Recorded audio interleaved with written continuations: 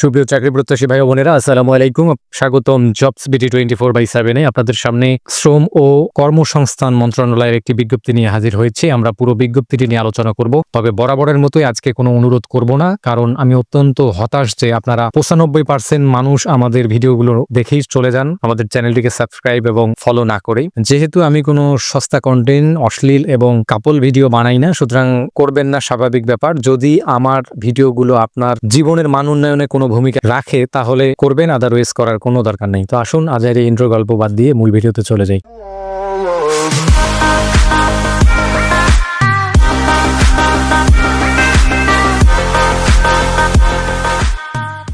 এক নম্বর যে পদটি রয়েছে সেটা হচ্ছে 60 মুদ্রাক্ষরিক কাম কম্পিউটার অপারেটর, যেখানে 9 জনকে নিয়োগ করা হবে এবং 13তম গ্রেডে বেতন প্রদান করা হবে। আর এই পদে যারা আবেদন করবেন, আপনি যদি কোনো স্বীকৃত বিশ্ববিদ্যালয় হইতে অনার্স সম্পূর্ণ করে থাকেন তাহলে আবেদন করতে পারবেন। তবে অবশ্যই কম্পিউটারে প্রশিক্ষণ প্রাপ্ত হতে হবে এবং কম্পিউটারের 60 লিপিতে প্রতি মিনিটে ইংরেজিতে 70 এবং বাংলায় 45 শব্দের গতি থাকতে হবে। সেই সাথে কম্পিউটারের মুদ্রাক্ষরে প্রতি মিনিটে বাংলায় 25 এবং ইংরেজিতে 30 শব্দের গতি থাকতে হবে এবং কম্পিউটারের ওয়ার্ড প্রসেসিং সহ ইমেইল ফ্যাক্স পরিচালনার দক্ষতা থাকতে হবে। 2 নম্বর যে পদটি রয়েছে সেটা হচ্ছে কম্পিউটার অপারেটর, যেখানে 13তম গ্রেডে বেতন প্রদান করা হবে এবং 3 জনকে নিয়োগ করা হবে। আর এই পদে যারা আবেদন করবেন, আপনি যদি বিজ্ঞান বিভাগে অনার্স সম্পূর্ণ করে থাকেন বা সমমানের ডিগ্রি যদি আপনার থেকে থাকে তাহলে আবেদন করতে পারবেন।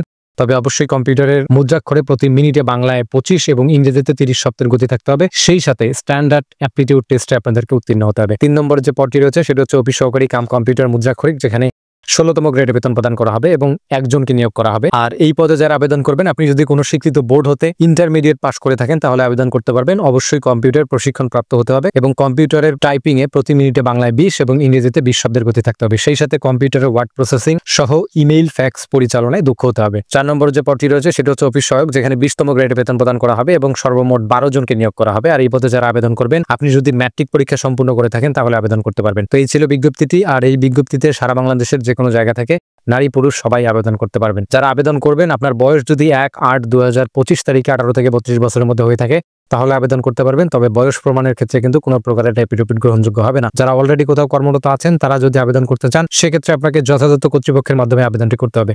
তো আবেদন করতে পারবেন এই লিঙ্কটির মাধ্যমে, অর্থাৎ http://mole.teletalk.com.bd এই ওয়েবসাইটটির মাধ্যমে আবেদনটি করতে পারবেন এবং আবেদনটি শুরু হবে আগামী 31 আগস্ট 2025 সকাল 10 ঘটিকা থেকে এবং আবেদনটি চলবে আগামী 30/9/2025 বিকেল 5টা পর্যন্ত। উক্ত সময়ের মধ্যে আপনাদেরকে আবেদনটি করতে হবে এবং অসম্পূর্ণ ত্রুটিপূর্ণ আবেদন কিন্তু সম্পূর্ণরূপে বাতিল বলে গণ্য হবে। সুতরাং সারা বাংলাদেশের যে কোনো জায়গা থেকে যদি আপনারা সম্পূর্ণ নির্ভুলভাবে আমাদের মাধ্যমে আবেদনগুলো করে নিতে চান, আমাদের স্ক্রিনে দেওয়া হোয়াটসঅ্যাপ নম্বরে আমাদের সাথে যোগাযোগ করবেন। আমরা আপনার আবেদনটি সম্পূর্ণ নির্ভুলভাবে করে দেওয়ার চেষ্টা করব। আর আবেদন করার 72 ঘন্টার মধ্যেই কিন্তু আপনাদেরকে পরীক্ষার ফিটি কোনো টেলিটক সিমের মাধ্যমে প্রদান করতে হবে। 1 নং, 2 নং এবং 3 নং পদের জন্য আপনাদেরকে সর্বমোট 100 টাকা, টেলিটকের সার্ভিস চার্জ 12 টাকা সহ সর্বমোট 112 টাকা প্রদান করতে হবে এবং 4 নং ক্রমিকের জন্য 50 টাকা এবং টেলিটকের সার্ভিস চার্জ 6 টাকা সহ সর্বমোট 56 টাকা 72 ঘন্টার মধ্যে প্রদান করতে হবে। তবে সকল পদে যদি কোনো অনগ্রসর, ক্ষুদ্র নিগোষ্ঠী এবং শারীরিক প্রতিবন্ধী অথবা তৃতীয় লিঙ্গ অর্থাৎ হিজড়া জনগোষ্ঠীর কেউ আবেদন করেন তাহলে আপনাদের ক্ষেত্রে প্রত্যেকটি পদের জন্য 50 টাকা এবং টেলিটকের সার্ভিস চার্জ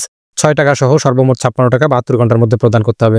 টাকাটি কিভাবে প্রদান করবেন সেই সংক্রান্ত ইনস্ট্রাকশন এখানে দেওয়া আছে। আপনারা বিজ্ঞপ্তিটি ডাউনলোড করে ভালো করে পড়ে বুঝে তারপরে আবেদন করবেন। তো সেই পর্যন্ত সকলে ভালো থাকুন, সুস্থ থাকুন। দেখা হবে আবার নতুন কোনো বিজ্ঞপ্তি অথবা আপডেট নিয়ে। আল্লাহ হাফেজ।